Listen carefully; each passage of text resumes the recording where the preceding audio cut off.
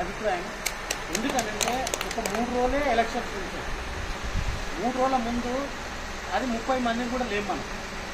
కానీ సమాచారం వెళ్ళాలి అని అంటే ప్రెస్ మీట్ పెట్టి విలేకరులను పిలిపించి మాట్లాడించి పెడితే బాగుండేదని చెప్పేసి నేను అనుకుంటున్నా.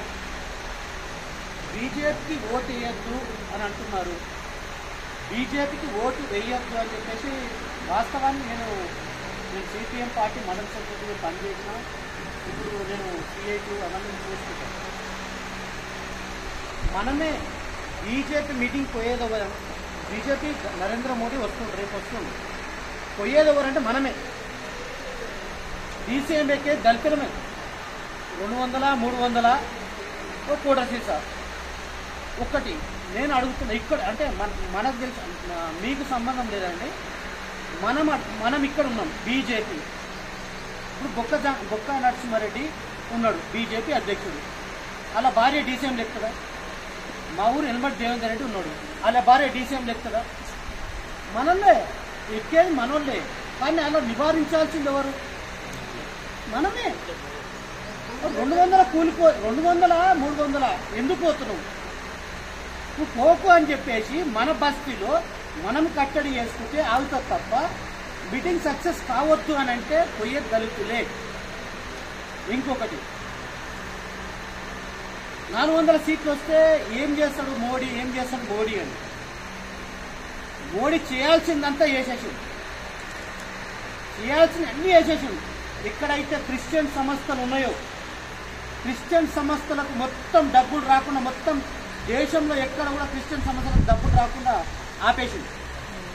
ఈరోజు మణిపూర్లో బట్టలిప్పి కొడితే కూడా ఒక్కరోజు పోయి పరామర్శించిన దిక్కు లేదు మోడీకి. ఎందుకు అని అంటే అక్కడ ముందే చెప్తున్నాడు ఆయన ఏం చేస్తాడు, నేను ఏం చేయాలనుకుంటున్నాను. ఈరోజు మనం అనుకుంటున్నాం క్షణాలలో అంటే రోజులలో రామ మందిరం కట్టేసింది. బాబరి మసీద్ పక్కన పోయింది, రామ మందిరం కట్టేసింది. రామ మందిరానికి 1000 కోట్లు వచ్చినాయి, ఇంకా మిగులుతున్నాయి 1000 కోట్లు. అంటే హిందూ హిందూ హిందూ హిందూ హిందూ. ఇంకోటి మనం హిందువులం కాదా? మనం హిందువులం కాదా? మనం ఒక్కటి కందుకూరు కానీ ముచ్చల్ర కానీ ఉన్నారు. నేను చెప్తున్నా, గుడికాడ యజ్ఞం పెడితే మన కూర్చొనిస్తారా? ఎందుకు కూర్చొనియారు? మనం హిందువులమే కదా, మనం బొట్టు పెట్టుకుంటాం కదా, మనకు పూజ చేస్తున్నాం కదా, ఎందుకు కూర్చొనియారు? ఇది మోడీ. మోడీ ఏం చేస్తాడు అనుకుంటే చాలా చేసిండు. రైల్వే ప్రైవేట్ చేసిండు. ఎల్ఐసి పేదోడికి ఉండే ఎల్ఐసి ప్రైవేట్ పరం చేసిండు.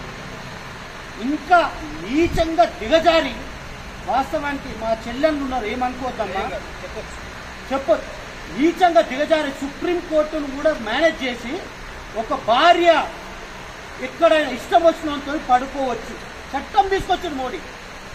అంటే నా ఇష్టం ఒక భార్య, అంటే మన హిందూ సాంప్రదాయ ప్రకారం కానీ భారతదేశంలో ఎంత గౌరవిస్తాం, చట్టాలను ఎంత గౌరవిస్తాం, అది ఏంటంటే నా ఇష్టం. ఇట్లాంటి చట్టాలను తీసుకొచ్చినోడు రేపు రాజ్యాంగాన్ని ఏం మారుస్తా అనడం ఏంది అని అంటే, ఇంకోటి మనకు తెలియాల్సింది ఒకటి, ఒకే భాష, ఒకే జెండా, ఒకే దేశం. అంటే ఈ దేశంలో క్రైస్తవులు ఉండొద్దు, ముస్లింలు ఉండొద్దు, ఏదైనా ఏమన్నా బ్రాహ్మణ్స్ వాళ్ళే ఉండాలి, గుళ్ళు ఉండాలి, పూజలు ఉండాలి. ఇదే క్రిస్టియన్స్ ఉండొద్దు, ముస్లింస్ ఉండొద్దు. చెప్తున్నా అన్న ఏదే చెప్తుండు, ఒకే భాష, ఒకే జెండా, ఒకే నినాదం. మనకు అర్థమవుతలేదా? రేపు 400 సీట్లు వస్తే నిజంగా చెప్తున్నాను, ఇట్లాంటి మీటింగ్లు పెట్టుకుంటే కూడా కాల్చి చంపేస్తారు మనలో. ఉగ్రవాదులు వీళ్ళు దేశానికి ఉగ్రవాదం నేర్పించి వీళ్ళు చేస్తున్నారని చెప్పేసి మమ్మల్ని కాస్తారు, మేము ఇలాంటి వాళ్ళని కాల్చి చంపేస్తారు. ఎందుకంటే దేశాన్ని వీళ్ళు కాపాడట్లేదు, దేశానికి ఇట్లా చేస్తున్నారు అని చెప్పేసి అనేక చట్టాలు ఉన్నాయి. ఈరోజు ఇందాక నరసింహన్ చెప్పిండు, ఎస్సీ ఎస్టీ చట్టం ఎప్పుడో పోయింది. ఇంతకుముందు ఎస్సీ పోయి ఒక కంప్లైంట్ ఇస్తే 24 అవర్స్లో అరెస్ట్ చేసి పంపించేది, జైలు పంపించేది. లేదు, ఇప్పుడు మార్చేసి మేము ఎంక్వైరీ చేస్తాం, మేము అది చేస్తాం. ఎక్కడవో ఏడివో మొత్తం నిన్న మొన్న మీరు గమనించదో లేదో ప్రతి ఇంటికి శ్రీరామ అని మనకి ఇష్టం లేకుండా సరే శ్రీరామ అని చెప్పేసి మన ఇంటికి వచ్చి వాళ్ళు శ్రీరామ అని వేసారు. మనం జై భీమ్ అని వేస్తున్నామా? జై భీమ్ మన ఏనిస్తారా? జై భీమ్ అని చెప్పేసి మనకు పోస్టర్ తయారు చేసుకున్నాం, ప్రతి ఇంటికి వేస్తాం. వాళ్ళు ఏనిస్తారా? ఏనియరు. జై భీమ్ ఎక్కడరా తీసేయరు అని చెప్పేసి వాళ్ళు తీయరుగా. ఎందుకు అని అంటే మన వాళ్ళే, మనోళ్ళు, నాలాంటి వాళ్ళే, నేనే ఓ తొత్తుగా మారి నడిపిస్తున్న జనాన్ని. కాబట్టి ఎవరు ఊళ్ళరా వాళ్ళు కంట్రోల్ చేసుకుంటే బాగుంటుంది. నిజంగా నేను ఒక్కటి గౌరవంగా నేను చెప్పుకుంటా. దెబ్బడగూడ నాది, దెబ్బడగూడ వచ్చేసి విలేజ్, నా దెబ్బడగూడ ఎస్సీలు మాత్రం మా ఎస్సీ సెక్షన్లో ఒక్కరు కూడా బీజేపీలకు ఎవరైనా పోతే మా కమిటీలకు తీసుకొచ్చి కొడతాం. ఇప్పటికీ ఆ సిద్ధాంతం ఉంది మా దగ్గర. మా కమిటీ ఎవడన్నా బీజేపీ పాండ్ వేసుకుంటే అలా తల్లిదండ్రులు నన్ను పిలిపించి కొడతాం. మా దగ్గర కొడతాం, ఖచ్చితంగా కొడతాం. ఎందుకు అని అంటే వాళ్ళు వేస్ట్, బీజేపీ వాళ్ళని నమ్మము.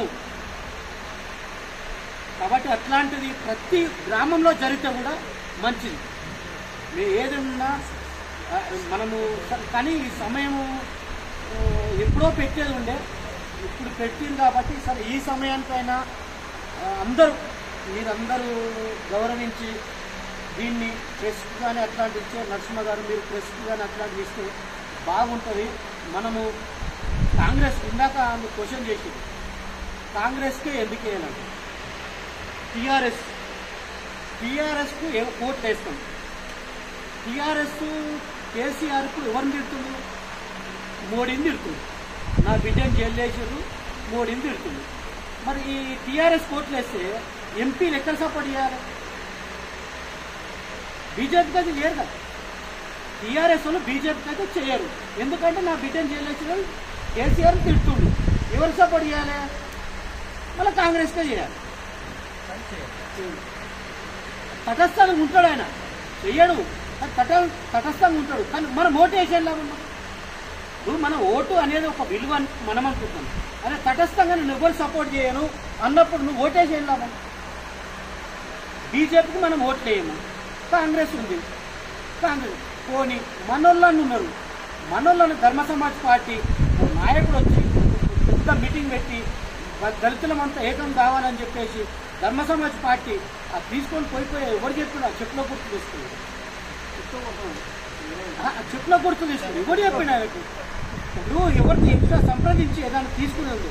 కాబట్టి ఏదేమైనా ఈసారి కాంగ్రెస్కు ఓటు వేస్తే మంచిగా ఉంటుందని చెప్పేసి నా అభిప్రాయం.